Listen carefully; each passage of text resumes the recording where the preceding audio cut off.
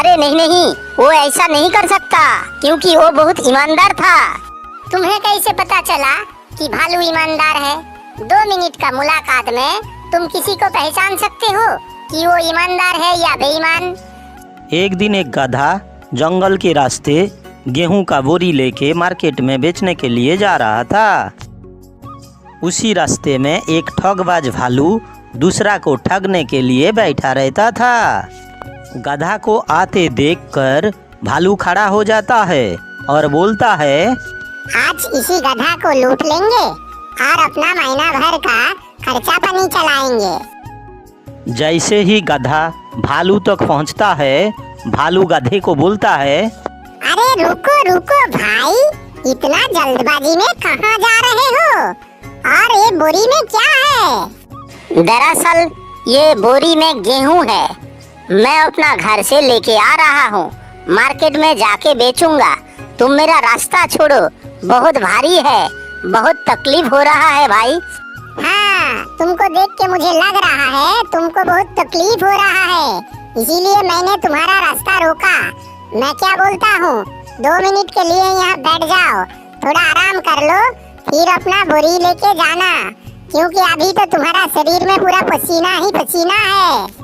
अरे नहीं नहीं भाई, आराम करने से नहीं चलेगा, मुझे जल्दी जल्दी मार्केट भी तो पहुँचना है, फिर गेहूँ बेच के घर वापस भी आना है।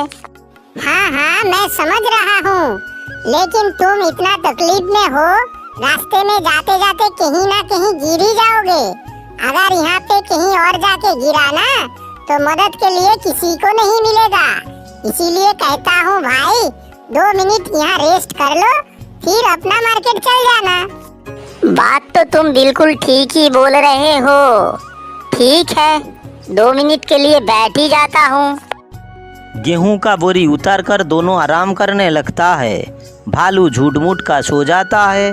गधा को बहुत तकलीफ हो रहा था, वो भी सो जाता है। जैसे ही आंख खुलता है, देखता है गेहूं का बोरी गायब है।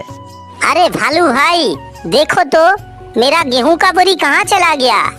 भाई मुझे कैसे पता चलेगा? तुम और मैं दोनों ही तो सो गया था। मुझे लगता है कोई तीसरा आके गेहूं का बोरी लेके चला गया। अब मेरा क्या होगा? मैं अपना जिंदगी भर का कमाई लेके बाजार जा रहा था, बेचने के बाद घर का सारे सामान खरीदूंगा। तुमने मुझे रास्ता में नहीं रोका होता तो मेरा सामान गायब नहीं होता। अरे भाई, मुझ पर इल्जाम मत लगाओ, क्योंकि तुमको भी रेस्ट लेने का मन था कि नहीं? और मुझे लगा तुम बहुत तकलीफ में हो, इसीलिए मैंने तुम्हें रोक लिया। तुम्हारा भी मन था तो तुम भी रुक गया। हमको कैसे पता चलेगा कि यहाँ चोरी हो जाएगा? अगर तुम यहाँ पे रेस्ट नहीं लेता तो दूसरा जगह जाके जरूर रेस्ट लेता, क्योंकि तुमको बहुत तकलीफ जो हो रहा था। रेस्ट लेता कि नहीं बताओ? अगर तब चोरी हो जाता तो तुम क्या बोलता? अब मैं क्या करूं? मेरा सब कुछ तो लूट गया, बर्बाद हो गया। भाई ज्यादा दुखी मत हो, होनी को कॉल टाल सकता है।